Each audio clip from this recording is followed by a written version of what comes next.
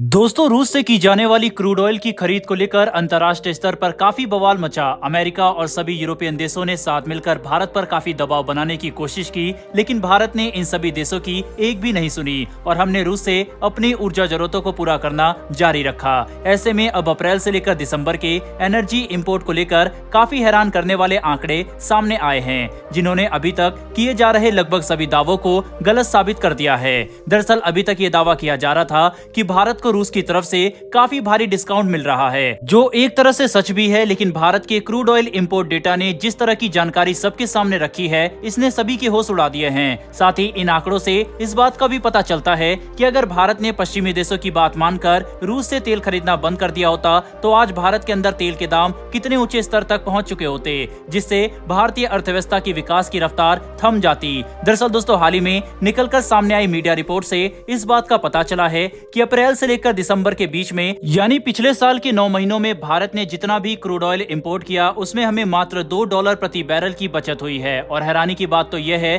कि ये सारी बचत हमने रूस से तेल खरीदने के बाद हासिल की। यानी अगर भारत ने रूस द्वारा डिस्काउंटेड क्रूड ऑयल खरीदना बंद कर दिया होता, तो भारत का ऑयल बिल $200 बिलियन तक को टच कर सकता था। दोस्तों, रिपोर्ट में सामने आए डाटा से पता चलता है कि इस फाइनेंशियल ईयर के शुरुआती 9 महीनों में क्रूड ऑयल की एवरेज कीमतें लगभग $99 के आसपास थी, जिसमें से अगर हम रूस के डिस्काउंटेड क्रूड ऑयल को हटा दे तो यही कीमत बढ़कर $102 पर बैरल तक पहुंच जाती है। यानी पिछले साल के शुरुआती 9 महीनों में भारत ने लगभग $126 अरब का क्रूड ऑयल इंपोर्ट किया, जिसमें अगर हम रूसी तेल के लिए भी एवरेज मार्केट की कीमतें देते तो ये बिल बढ़कर $130 अरब तक जा सकता था। यानी टोटल बिल में लगभग 2% की बढ़ोतरी हो सकती थी। वहीं पर आपको ये जानकर हैरानी होगी कि इसी पीरियड में भारत ने रूस से लगभग $22 अरब का क्रूड ऑयल इंपोर्ट किया, जो हमें $90 प्रति बैरल के दर से मिला। यानी रूस ने भारत को इंटरनेशनल मार्केट के मुकाबले 10% का डिस्काउंट दिया, जो कुछ समय पहले तक सामने आ रहे डेटा से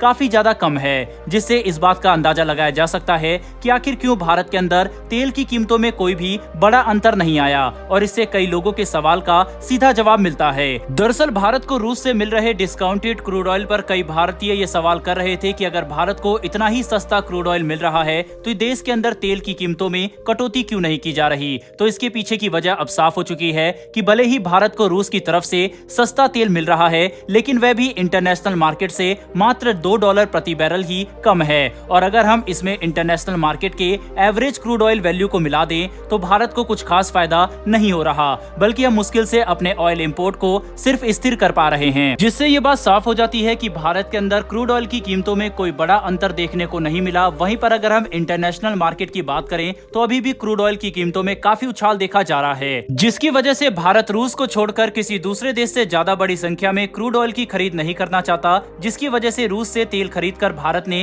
अब तक $2.5 अरब की बचत कर ली है, जो मौजूदा वैश्विक स्थिति में काफी बड़ी बात है। इसी के साथ अगर हम भारत और रूस के लगातार बढ़ते ऊर्जा संबंधों की बात करें, तो अब भारत अपनी कुल क्रूड ऑयल जरूरत का 35% रूस से ही आयात कर रहा है, जो साल 2022 के आंकड़ों से काफी ज्यादा है। बता दें कि अब भारत जितना तेल इराक और सऊदी अरब से खरीदता है, उतना ही तेल अकेले हम रूस से खरीद रहे हैं, जिससे आप इस बात का अंदाजा लगा सकते हैं कि रूस भारत की ऊर्जा जरूरतों के लिए कितना ज्यादा महत्वपूर्ण है। और यही वजह है कि पश्चिमी देशों के तमाम दबाव डालने के बावजूद हम रूस से अपने रिश्ते खराब नहीं करना चाहते। वहीं पर रूस भी अब भारत के साथ अपने आर्थिक संबंधों को लगातार मजबूत होता हुआ देख काफी उत्सुकता से भारत के साथ अपने द्विपक्षीय संबंध मजबूत करने के लिए नए तरीके खोज रहा है, जिसमें हाल ही में रूस ने ये फैसला लिया है कि वह भारत समेत कुछ और देशों के लोगों के लिए रूसी वीजा हासिल करना आसान बना देंगे, जिससे भारत के लोगों को काफी फायदा होने वाला है। क्योंकि कुछ घंटे पहले ही ये रिपोर्ट निकलकर सामने आई थी कि हायर स्टडीज के लिए रूस भारतीय छात्रों में एक काफी मशहूर जगह है, जिसके तहत पिछले साल लगभग 20,000 की संख्या में भारतीय छात्र अपनी आगे की पढ़ाई के लिए रूस चले गए थे। क्योंकि रूस की यूनिवर्सिटी और कॉलेज का इंफ्रास्ट्रक्चर और लेवल काफी अच्छा है, ऐसे में अब ये कहना बिल्कुल भी गलत नहीं होगा